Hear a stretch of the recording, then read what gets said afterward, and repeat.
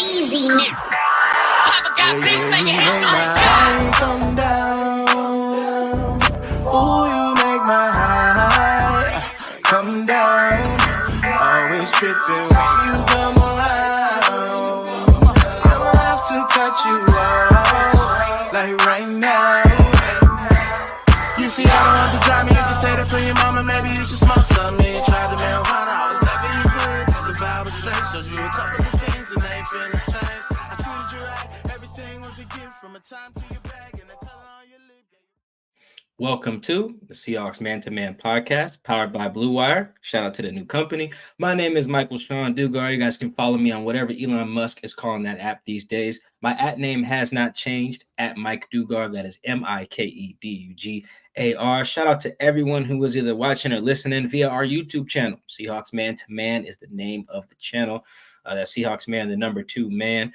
Man, if you're listening to audio right now, just slide on over to YouTube, hit like, subscribe, and you can just jump on back. I don't even need you to watch on there. Just that love right there, that takes 2 seconds. We really appreciate that. It helps us out a lot. Thank you. Chris, go ahead and talk to him. What is going on, everybody? It's your boy, Christopher Kidd. You can follow me on Twitter at CKIDD206, and that's CKid206.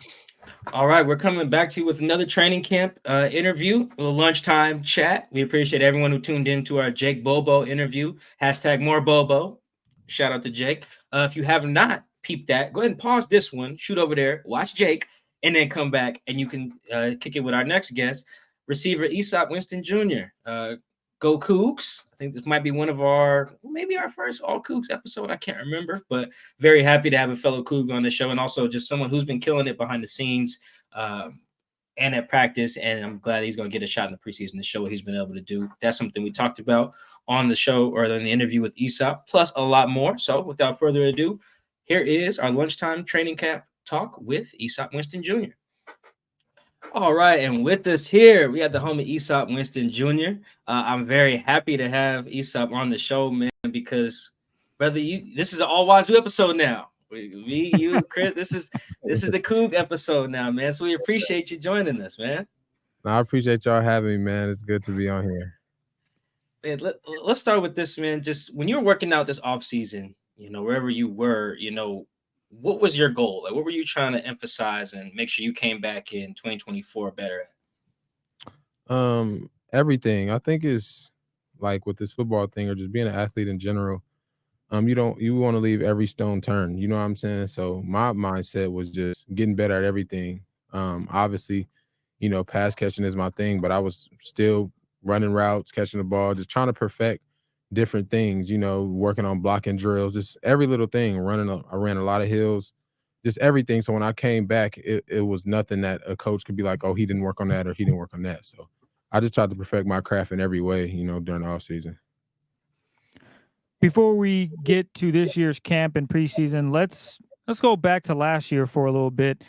Your first touchdown last year against the Vikings. Do you remember the play call? What progression you were, and when did you realize, like, gee, I'm about to catch this rock and score a potential touchdown here? Take us through that, man.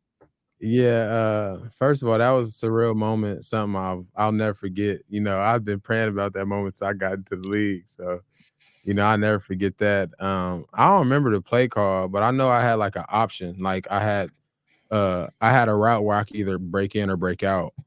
And based on like how I was being guarded pre-snap, I knew I was going to break in. The corner was pressed, and he was outside of me, and then it was like a split safety. So like the middle of the field looked lovely, like pre-snap. So I'm like, I just gotta get inside. You know what I'm saying? And Drew gave me that look, and I'm like, oh yeah, this is the moment. I ain't really try to overthink it too much and drop that John. But you know what I'm saying? So I was like, let me just, calm down. And the play went exactly how I thought it would. So that was a surreal moment. I'm definitely thankful for that happening.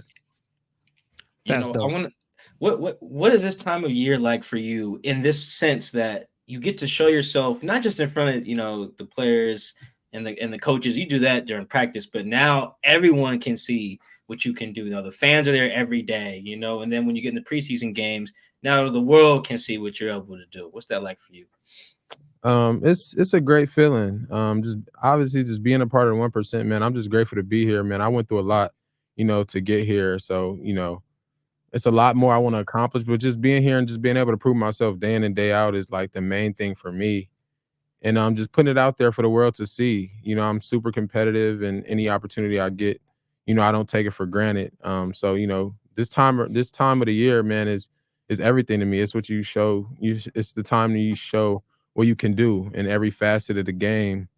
And it's been great so far. I think I've did well. Always things I could get better at, but so far it's been going well. And the reason I wanted to ask that is because, like, last year, I mean, the last couple years, but last year in particular, talking to some people about what you've been able to do in practice, I'm like, damn, man, I wish I could see that. Because, the fans know we don't get to let us watch practice. I said, we Right. come out here in camp, and I'm like, oh, look at that one-on-one. Oh, damn, he just cooked such and such. I'm like, man, I'm glad the fans is finally getting to Yeah. see that, man. I remember last year talking to Chad Morton, he was the running backs coach. He was also in charge of, he worked with returners. I'm like, yo, Right. man, why don't you let Easop run some punts back? He'd be like, man, when he do, Right. it's gonna be right, So, but that's all practice. It kind of reminded me, honestly, of what people used to say about Gino when he was the backup. They'd be like, yo, Mike, trust us. 7 is spinning it, like he's Yeah. spinning it, just trust us. And that's kind of what I was hearing. So I'm glad people can see it. What you got to do though, Easop, you got to do me a favor, man. Can you go to the PR team? Maybe the homie Chris Whitehead can help. Tell them to post some of these routes. Please, Yeah. can you do that for me? They only posting like a handful of people, and I never see yours. Can you do that for me, please? I need Yeah, the people to I, see this. I wish, man. You know what I'm saying? I don't want to be that needy guy. I'll be looking out to see if posted anything what they did, man. But hopefully, Saturday I'll do well enough. They'll post a little something. But and I don't know, man. It's just archived. Obviously, it's in the film, so I go and watch it and be like. But yeah, I don't know when I'm when they gonna post some clips, man. On the Chris, let me tell you what I saw from Eastside one day. It might be the best corner route I ever seen in my life. I'm talking about, I mean, it's his teammates, so I'm not gonna call it the DB, but the DB was, I want to say probably like 15, 16 yards away, bro. I'm talking like he went one way, Eastside went the other way, and then I'm like, oh, the Seahawks gonna post that for sure. Nothing. I said, oh no, what we doing here? No. Wow, it's like that. Yeah, oh, it was special. The one he had a one-hander for a touchdown. This was like first week. Nothing on the socials. I'm like, hey man, what's going on here, dog? I ain't do nothing too, man. I ain't do nothing. They just ain't. Speaking of one-on-ones, Aesop, who is the one DB that when you line up, you're like, yep, I'm bringing everything, because you know that they're bringing everything. They bring the best out on you. It might be Reek, it might be Spoon, but it could be anybody. So who is that player that brings out the best in Aesop when you line up in one-on-ones or even in scrimmages? We got a talented group, and I'm sure everybody knows it at this point. So really, it's all of them. Trey, Tariq. I haven't want to get Spoon that much. Mike Jack, Lance is a sleeper guy that a lot of people don't know about. Lance he's a big long corner, like he's fast, strong. You gotta when you get on the line, you gotta come with have a mindset. You gotta have a plan. When you're going up against pretty much all of them, but if I had to choose one, I'd probably say Trey, because he got like a cat-like reflex. Like the moment you make a move, it's like he there. Like once you get it up on him, you got to take it and go. Because if you make one little mishap in the route or you do one little thing, he's there. So I'd probably say Trey, but all around we have a great room. That's dope. I want to look at the offense, and when you said that Grubb scheme puts players in position to make plays, in what way does that showcase what you can do as well on the field? I think that'll showcase a lot of what I can do. We all line up everywhere around the field, so you're gonna see me in the slot and outside. You just never know, and we have so many different route combinations. There's just things we do within our offense that I think is going to be put on display for really all of us to succeed. So I'm excited. I'm excited. Excuse me, and I'm just glad to see how it pans out. But for a receiver, it's like a receiver's dream to be in the offense that we're in right now, to be honest. Hey man, tell your Husky coordinator Ryan Grubb, man, all that stuff he's drawing up for Rome and everybody, man. He can, he can let y'all cook too. He got Yeah, busy with the Huskies. He can let right. the Cougs eat too. Yeah, nah. He gonna get us right, man. I'm excited. So on special teams, because I think you're listed on the depth chart they just put out at punt return, not Mhm. on kick return, but I mean I've seen you out there doing it, Right, in the Lumen field and on practice. So I know you're gonna be out there doing that. So what can right. we expect, man? One punt return touchdown, maybe a kickoff return touchdown, one of each. What we getting out of Easop this year in the preseason? I hope it's both, to be honest with you, man. Like, I'm just a player. I'm just willing to go out there and do everything.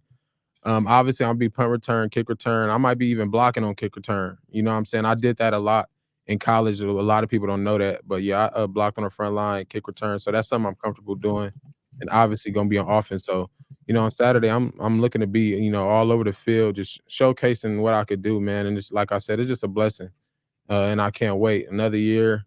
You know what I'm saying, under my belt. In the NFL. I give all thanks to God for real, because I know what it feels like to be on the couch. You know what I'm saying? I've been a free agent a few times, and it's not a great feeling. So I take all these moments in, don't take it for granted, and just put my best foot forward. When it's not all football and you get a chance to breathe and relax and do whatever it is, does video games come into play? And if so, what games does Eastside be playing? Well, obviously, right now NCAA just came out, so I've been on that heavy road to glory. I got a receiver, running back, and quarterback, 3 different teams. So, you know what I'm saying? So I'll be locked in with that. But if I'm not playing NCAA, I'm probably playing Call of Duty. I'm not a big Warzone guy. I play multiplayer. Um, I'm a big multiplayer guy. Warzone is like way too tactical for me, man. It's too much thinking involved. Multiplayer, just like you know what I'm saying, you can just play and just get after it that way. But yeah, they're my two main games. If I'm not playing video games, I'm like watching battle rap. I'm a big battle rap fan. Oh, well, Yes. Mike, I'm sure you and Mike might have had some conversations about that. That podcast is gonna take forever because I'm a diehard Sue Surf Hitman. We can get Yeah, into that later. I'll talk about when I see you on the field. surface dice. Yeah, let's talk about it. That's dope. Did you get Wazoo to the CFP? Man, not He didn't. yet. I'm not gonna lie, bro. When I play NCAA, like I'm big on it's so many different like jersey uniform combos. Like I'm like, you know what I'm saying? Wazoo, we need more we need more uni combos, man. We back in there or something. But I'll be playing with teams like that got the best uniforms. I'm weird in that way. A follow up on that. You didn't mention Madden, man. Are you done with Madden? What's your stance on the Madden and EA? What's up with I should say Madden. What's your stance? Yeah, I think I stopped playing Madden around 2019, 2020. It's the gameplay. I don't like the way they make the gameplay. Like Good back man. then I when I was respect it. growing up and stuff, like the gameplay was better. The way they making the guys move out there now, it's like, come on now. They made it like too hard. But I think I seen Madden 25. I'm gonna give Madden 25 a chance though, because I seen some videos on it and it looks kind of legit. So I'll probably give it a chance. So out of all the Seahawks, are you the best Call of Duty guy and NCAA player, or you got some dudes that be challenging you? You guys be putting money on it. How's that work? Nah, man. First of all, I'm not putting money. Like, I don't like losing my money. So I'm not betting with nobody. I just play for fun. I'll play the computer or whatever. Or if any one of the teammates want to come over, I'll play them, but not for money. But I wouldn't say I'm the best. Like, I would never stream or nothing, but I'm not the weakest either. I'm not the There you weakest. go. I'm all right. I'm like So somewhere in the middle. when you gonna line up with Cam, man, he be going online streaming. You gonna line up against Cam and take it and beat him? I might have to. We might have to run that. We might have to run. That's dope, man. Yeah. One more thing. You didn't mention Battlefield. I don't know if you've even played or heard of Battlefield. I'm assuming you have because you play Call of Duty, so that's the competitor, right? Yeah. Why haven't you stepped into that field, man? Is it too tactical? Is the maps too big?